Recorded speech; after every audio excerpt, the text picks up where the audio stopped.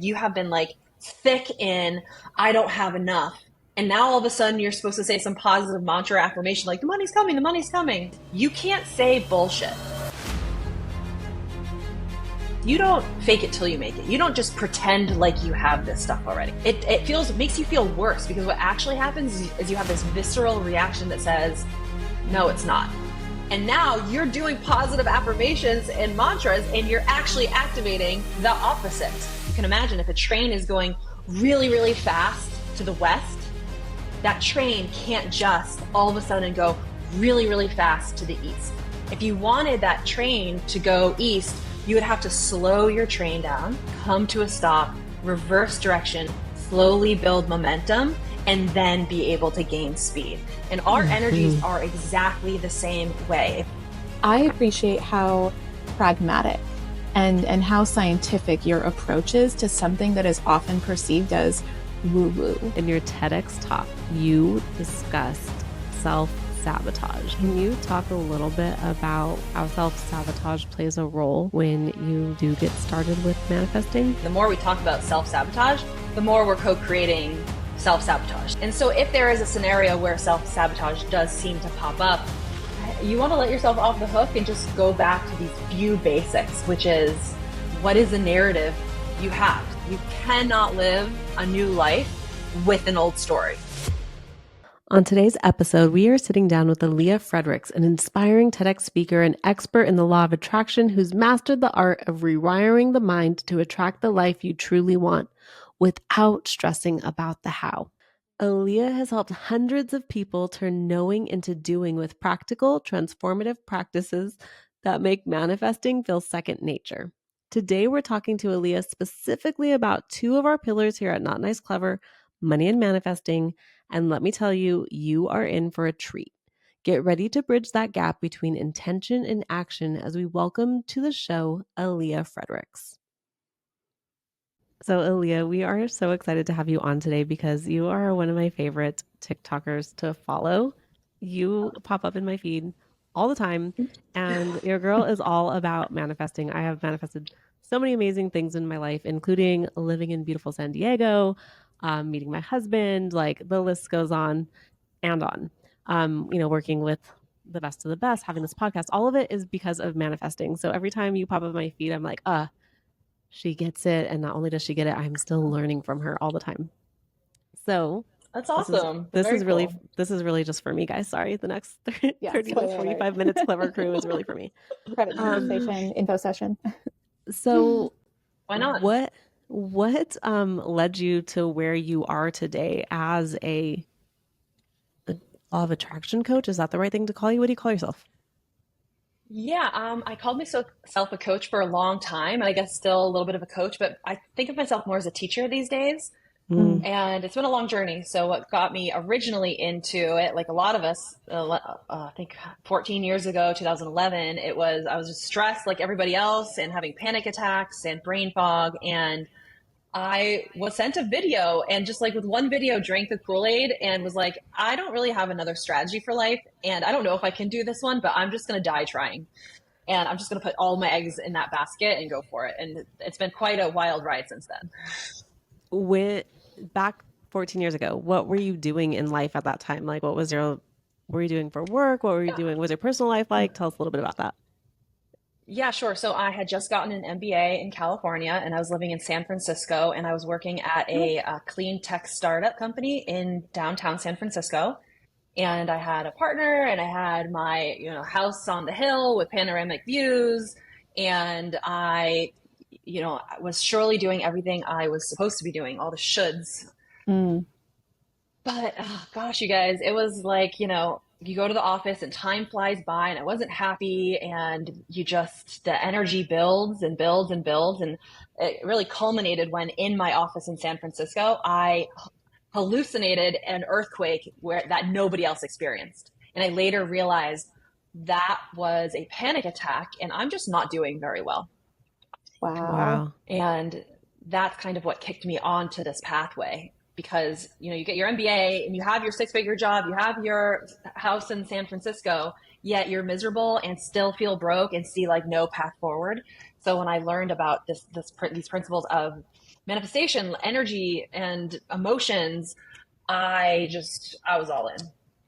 So, but of course, it takes a long time. So the first, couple of years, I wasn't when I say, obviously we know that we're all manifesting all the time, no matter what. Manifesting is just the word for this phenomenon that happens when anything in your life is showing up as a reflection of your energy. So we're always manifesting. So when I say, oh, I'm manifesting or not, it's really like whether I'm intentionally doing it, like intentionally setting my energy.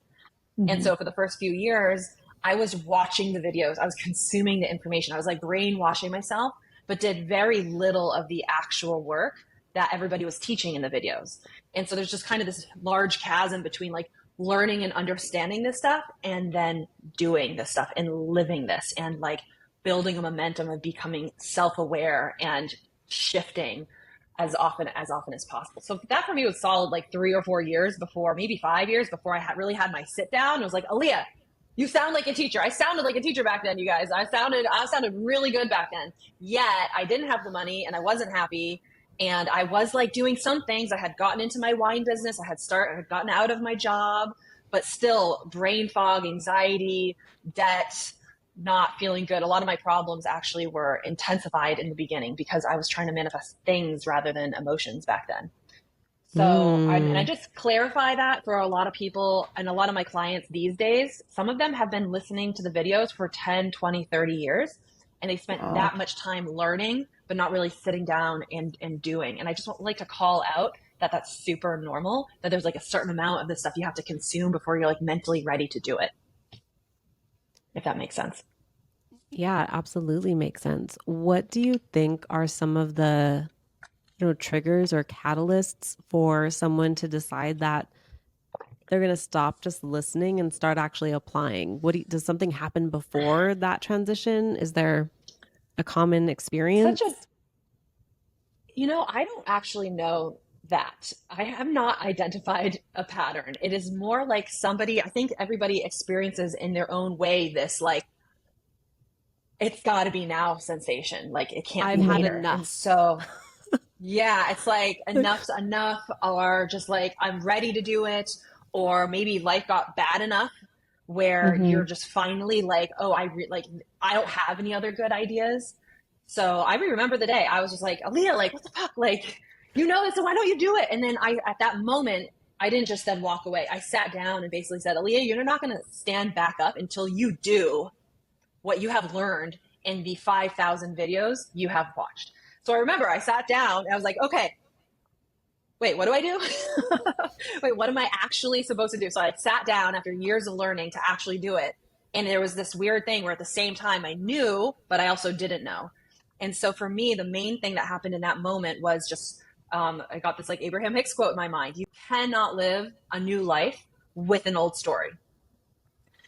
And I really understood that. And I knew what you were supposed to do with that. So I said, okay, I'm going to do it. First of all, what is my story?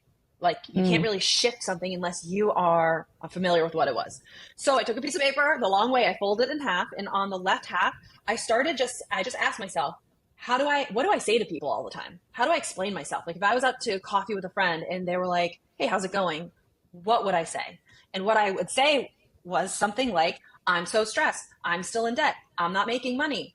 I don't know how to make money. I am working too much. I can't think. I don't feel productive. I'm not sure what to do.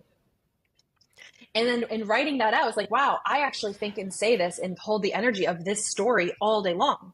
So no wonder why my life is the way it is. And so knowing that I can't have a new life with that narrative, I decided to shift that narrative. Now there's like this really important part of this shifting the narrative, which is you can't say bullshit. You can't trick yourself into it. You may hear other people say this. You don't fake it till you make it. You don't just pretend like you have this stuff already. That doesn't work. Your brain will call your BS. And then you know what happens? You activate doubt. So if all of a sudden you have been like thick in, I don't have enough. And now all of a sudden you're supposed to say some positive mantra affirmation like the money's coming, the money's coming. That doesn't feel good. Your body does not accept that. It makes you feel worse because what actually happens is you have this visceral reaction that says, no, it's not. Or what if it doesn't? Or I doubt it. And now you're doing positive affirmations and mantras and you're actually activating the opposite. So you can imagine, yes, if you're starting off over here, like at the bottom of the emotional scale and like deep frustration and anger, you can't just skip ahead to like knowing, thriving, enjoy. You have to kind of micro shift your way along and cruise through the spectrum of emotions so you can like solidly get somewhere else. And so with rewriting, because that's what I call this activity of like getting really up close and familiar with what your narrative is, then you need to rewrite it, but you need to rewrite it gently. You just want to unlock yourself from jail. You're not trying to convince yourself the money's coming, the business is growing, the relationship, the body, whatever. We're not trying to convince ourselves that that is happening. What we're trying to do is unlock ourselves from the jail of, I don't know what to do. I'm so stressed. I don't have enough. What am I supposed to do? And so if you approach rewriting saying, look at every single one of those sentences with the idea of, let me just shift this 5 or 10% more positive. What is another truth I actually already know, but isn't dominant? So then your rewrite to shift your narrative to unlock yourself from that jail might sound like, it's probably not going to sound like the money's coming, I'm like going to rule the world, da, da, da, da, da. It's going to sound like, I'm ready to pivot. I can feel deeply. I'm ready to breathe deeper. I see the patterns my brain has been in. I'm ready to really consider maybe potentially starting to do the work. You see, that's not that positive, but your brain is going to nod along with you. And so whatever you say, you want to make sure it feels good in your body and it's believable. So your body and your energy is accepting this micro shift. So then you're leaning into a story of like, I'm ready to think differently. I'm ready to lighten up. I don't have to be so heavy about this. I know it's all energy. I know I can play the energy game. I know the past doesn't determine the future. I know that money is an energy. I know I can learn how to practice that energy. I'm on my path. I can feel the pivot, right? Can you even feel that in your body right now? Like, can you feel that a little, right? I've just been in here the whole time, guys. If you're only listening to audio, I'm just like in awe right now because I fully resonate with everything you're saying. And I really appreciate, once upon a time, I was a nursing school student, Alleah.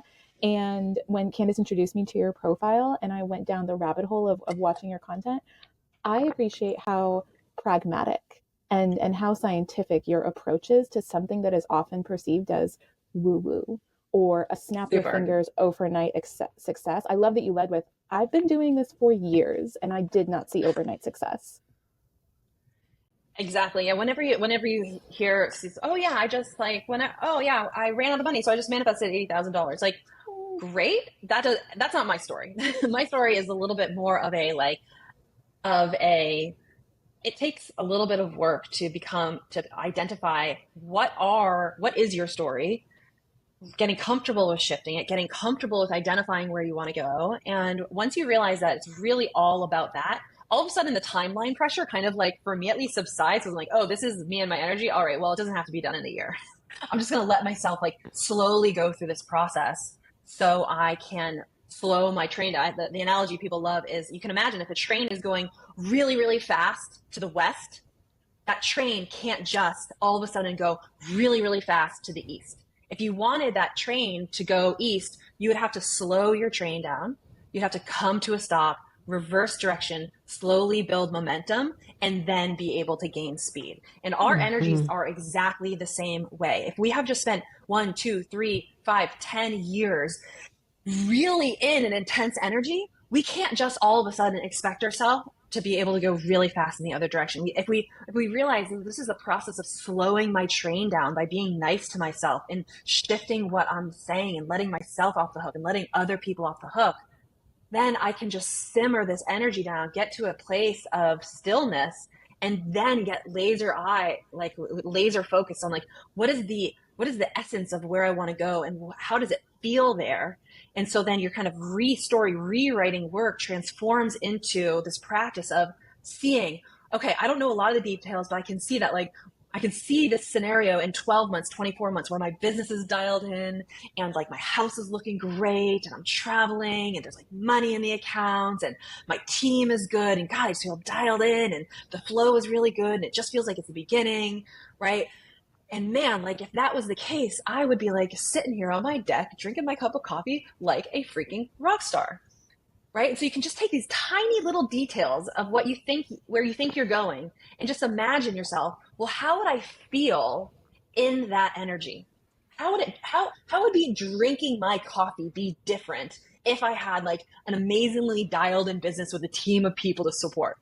And you might answer the question like, well, if my business was skyrocketing and I had a team and felt so good and dialed in, I'd probably be drinking my coffee like a little proud. I'd probably have this smile. I'd probably have a sense of stillness. I'd be excited.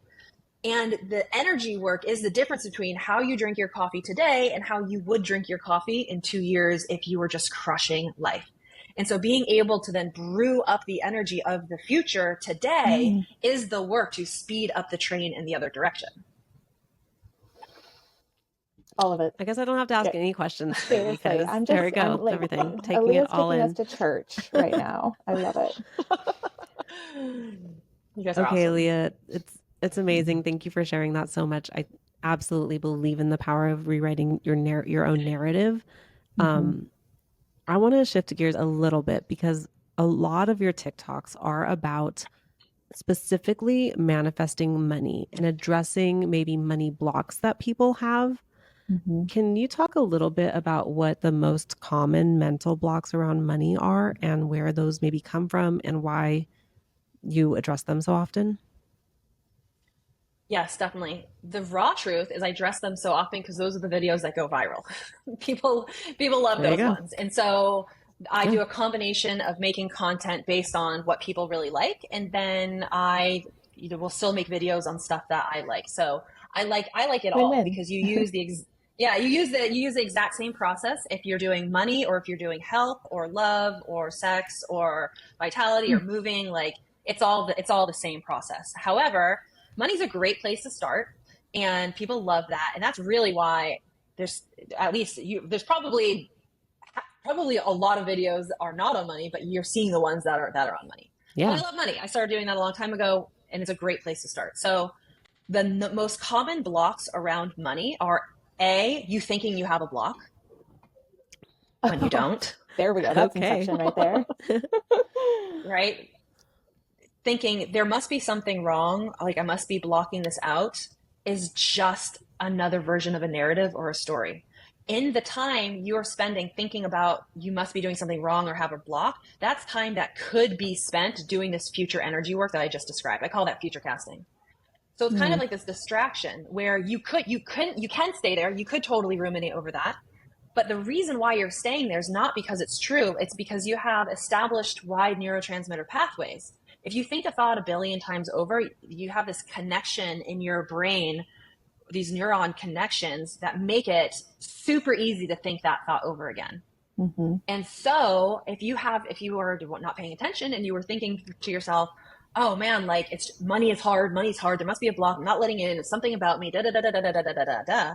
All of those things are just neurotransmitter pathways. None of it's real, none of it matters. They're just neurotransmitter pathways. And so when you wake up in the morning and you have these little neurotransmitters that they want to do something, they just go down these wide established thought pathways that have just been practiced. And then when you do that, you then have the result of the emotion associated to that story or neural pathway. And then it's that emotion that is now manifesting the continuation of proof that that is the situation. So if you wanted to identify anybody's money block, you would ask them, hey, how do you feel about money? And whatever they say after is the quote unquote block, which is just a thought, which is just a neurotransmitter pathway, which is just a narrative, just a story, just an explanation that can be shifted 5 or 10% in the other direction to unlock you from that reality. So then let's say you do this activity. So let's say you do this, you identify what you have said, you gently shift what you have said. Here's the thing, don't be fooled, because now your rewrite, the thoughts, the stories, the lines you just rewrote, those are like tiny little baby neurotransmitter pathways, you guys, okay? It's kind of like if you were to like plant a garden, barely there, right? You go outside, you like plant a garden, you get some dirt, you throw a seed in there, in the dirt, that seed's not going to grow unless it is watered, unless it is cared for. And so these rewrites are only as good as you are willing to get reps in, and as willing as you're to practice these, and even more so feel the energy of those, right? We already kind of did a little rewrite earlier, and you could feel the energetic difference. Now that needs to be fostered. So you say, okay, great. I'm going to now have this rewrite. I'm now going to repeat this. I'm going to have this 20-minute period of time in the morning where I have tea and I have a good playlist, and I'm going to just sit down and like read this and feel, and then like really brew and foster this energy in your body. Now you get to take that into your day. So you start doing this for a couple days in a row, maybe a week or two. And as you do this, your energy literally levels up to that rewrite. And within a couple days, couple weeks, that rewrite usually gets boring because that is now your energy. And that is then when you would then rewrite up again, another 5 or 10%. So it's kind of this continual process of being aware of your thoughts and reaching for the next best available thought, meaning that might only be something 5 or 10% more positive. And it's this methodical, repeatable process that you can just completely depend on until your narrative. And then as you do this, now you're manifesting different things. Now you're manifesting proof. Now you're feeling it. Now you're seeing the little things. So now you can say it even more. And now you can say it even more. Yeah. You have momentum. And next thing you know, you're like, damn, like things have really turned around. I can feel it. I'm seeing it. I have these new ideas. I Google new things. People are popping into my life, new projects, new product, da, da, da, da, da, da. And next thing you know, it's like a year or two later and people are like, how did you create what you created? And the answer is always, my number one priority in life was to monitor my thoughts and my emotions and shift. And what I've been doing for a year or two, like my life depends on it, is energy aligning, managing my energy up, and then taking inspired actions. Managing your energy up, now if you have this to-do list, let's say you have a to-do list, there's 10 things on there. In low energy, you feel like doing the 9 things that don't matter. This is really important. This is how you can manifest more and work less. So you have this to-do list, 10 things, you're super stressed out. So in your stressed out energy, you think it's really important to do 1 to 9. So now you're efforting every single day. You're trying to do 1 to 9, and maybe you get 1 to 7 done, and now you feel guilty because you didn't get to 9. All this energy, right? And none of it was the magic. Now, when you decide every single day there's nothing more important than managing my energy up, and so then in the morning you're refusing to go into your day unless you have an energy you would like to feel every single day, then magically you feel like doing the only one thing that matters. And then you just don't feel like doing the 9 things and that is the universe's way of telling you where to spend your time. What do you feel like doing when you're in high energy? It's magic. My to-do list, my daily plans look drastically different depending on if I scope them out before or after my energy work. Yep. Okay. So much goodness. And for those of you guys listening in and watching, like again, I'm going to make another like nursing school reference. They talk about how like learning a new language builds new pathways in your brain. Writing with your non-dominant hand builds new pathways in your brain. This is the same scientific fundamentals. Like I'm like so nerding out and like brand crushing on you right now, Alleah. So I like had to acknowledge that. Candace, thank you so much for discovering Alleah or the TikTok algorithm. Thank you, TikTok. I never thought I'd say that, but thank you, TikTok. So Alleah, in your TEDx talk, you discussed self-sabotage and how that comes up oftentimes when people are trying to manifest money or manifest anything really.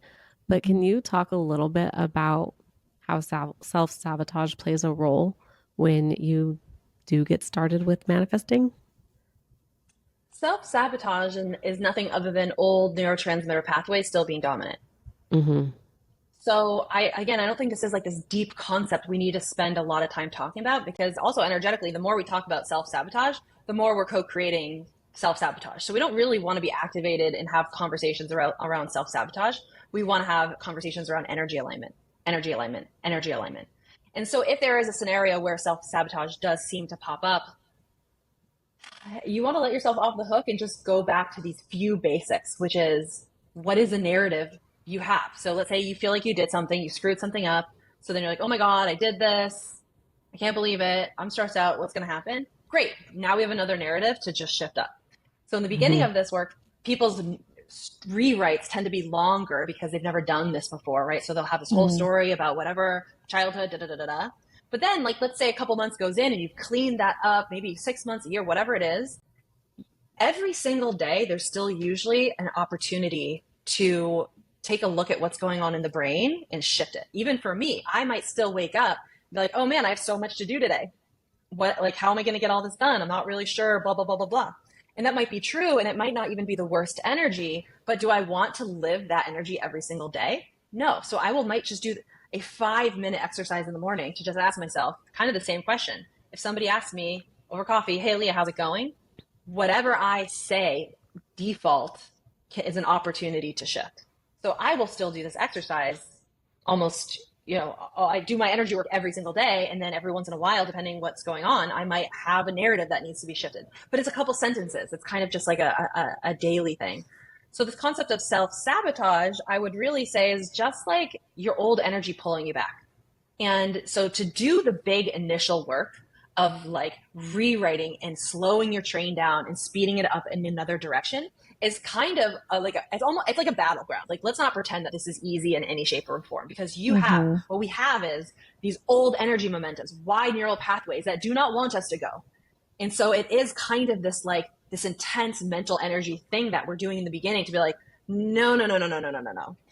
So anybody who feels like they're self-sabotaging, I want to say, go easy on yourself. It's not what it seems. It's just what happens to all of us when we are trying to buck old energy currents. And I think what comes to mind for me when you were talking about that just now is the idea that our brains are hardwired to keep us in more of the same, more of the familiar, not necessarily healthy, right? Not necessarily well, not necessarily regulated, but whatever's been the same, the brain is like, let's stay here. It's known, it's familiar, it's safe, not healthy. And so it's like having to push yourself or nudge yourself. I like that you say gentle, just 5%, 5% in the other direction, 5% gentle here, 5% there. That's it. And then the brain's like, it almost kind of like lowers our defenses. It's not like charging into the unknown. It's just like dipping the toe in the water, and then your foot, and then your leg, right? Yeah, absolutely. It's just looking for a little relief. That's kind of one of the hardest things I see people go through, is then they conceptually understand what I'm saying. And they might even be able to sit down and list out what the bullet points or the elements of their current story. Then usually the sticky part is then like, I don't know what else to say, because this narrative is so ingrained. I can't even fathom another way to say this, but there's always a billion other ways. And if my clients are able to, come in and get a lot of help with that, but you don't need that. You can definitely do this on your own. I just want you to go really easy on yourself and know that, yes, it's super awkward to do this for the first time, because you're like, I don't know what to say. What else am I supposed to say? I've been broke. I don't feel well, or something like that. So I invite people to kind of just breathe into it, and just, even if it's like staring at a piece of paper for 30 minutes, pondering how to shift a couple of lines, it's worth it. And it will never again be that hard. Something that's been helpful for me is to think about how I would encourage a friend to think about it differently. So just pretending that's not me, looking at the story and being like, the story wasn't me. If this was my friend who was telling me all these things, and I was encouraging her to that 5 to 10% shift in thought, what would I tell her? Because that seems so simple. If it's you, it seems like such a challenge. Yes. I think that's a great idea. I think you could totally do this with a buddy and help each other. Now, what you would want to make sure, because when I'm rewriting with somebody, I always pose as like, listen, I'm not trying to read your mind. I'm not trying to be impressive here. I'm just going to get us started. Let me write a few lines and then tell me how it feels. If it feels good, great. But if you're like, Alleah, this is so far off, no big deal. We'll just take it in a different direction. So then I'll say, okay, cool. So we have, the story, we'll go rewrite a couple lines, and then I'll always check in, how does this feel? And the correct answer, it should be something like, oh, really good. If that is not the response, it's not right. Sometimes somebody will be like, yeah, I like that. And I'll be like, no, that is not what we're aiming here. We're aiming That's the wrong energy. Yeah. Exactly. If you just got out of jail, how would you feel? You'd be like, oh, yes. Oh my God. So we're looking for that. If that hasn't occurred, if you don't sense that in your buddy, then it's not believable. And you need to maybe shift down a little bit. Yep. Can you share maybe a daily practice that is a simple step? I know you've given us so many tips already, but so many, but a daily practice that our clever crew, who are, many of them are entrepreneurs, building their businesses, building their brands, putting themselves out there, doing new things, feeling kind of nervous about putting themselves out there. That's kind of where they are. What daily practice can you recommend? Absolutely. So I have 2 suggestions. So the first one is, I call it a 2-2-2, because it's 2 minutes of 3 different things. So the first would be 2 minutes of relaxation of some sort. That could be 2 minutes of meditation. Meditation's a loaded word. We don't have to use that. Could be 2 minutes of listening to classical music, 2 minutes of just breathing, 2 minutes of watching a timer, 2 minutes looking at a candle, just 2 minutes to just like be present. And then 2 minutes of reading some sort of rewrite or power statement that feels really good. I like to literally put a timer on and like focus on something. And if I read it quickly, I'll just keep rereading it. So 2 minutes of essentially widening a new neural pathway, whatever that looks like for you. And then 2 minutes of this future casting exercise where you are starting to take as little detail as possible. I'm not somebody who says, in order to manifest, you need to know everything. You need to scope it out, the color of your cabinets, the color of the house, the biz. Like, no. For me, the less detail, almost the better, because then there's less for my brain to argue with. I like to keep it high level, like dialed in, renovated kitchen, money every month, dinner with my family, whatever that might be. So 2 minutes of this, like looking in the future and wiggling into like, well, how would you feel if you were in that energy? So 2 minutes of relaxing, 2 minutes of widening a neural pathway, and 2 minutes of playing with future energy. So I think that is a great start. Everyone has 6 minutes. So no excuses. You're not allowed to say you don't have 6 minutes. You're scrolling way longer on every app than 6 minutes. So you've got that. No excuses. Yeah, absolutely. And then I'm not sure if you guys have come across it, but I have this, at the end of the videos, I was like, and there's a link in the bio, there's a free abundance meditation. That is as good as I can give you for 20 minutes. I recorded that to create as much magic as possible. And that abundance meditation, people email me all the time saying it was the first time they felt it. The tears were streaming because they really understood the energy work for the first time. So it's 20 minutes where I can really walk people through actually sitting there and building up that abundance energy for things off the topic of money and the topic of money. So and that is easy because you're just listening and I'm kind of guiding you through it. So I'd say either one of those things is incredibly powerful to fold in. We'll definitely put that in our show notes for our clever crew to follow you and grab. All right, Alleah. Well, before we get to one of our favorite parts of the episodes, our rapid fire questions, I do have one more question for you. And all the goodness you've shared with us, what are some other ways, in addition to downloading that audio guided visualization, that people can work with you if they're curious to take some next steps? Yeah, absolutely. So if you were curious on taking some next steps, if you are just looking to do this on your own, then I would say binge the videos and choose a couple where you're like, I'm actually going to do these, and like transcribe them, write the instructions down, and really dive into doing it. Generally speaking, all information is free. I'm one of those people where I say, let me make my free information better than other people's paid information.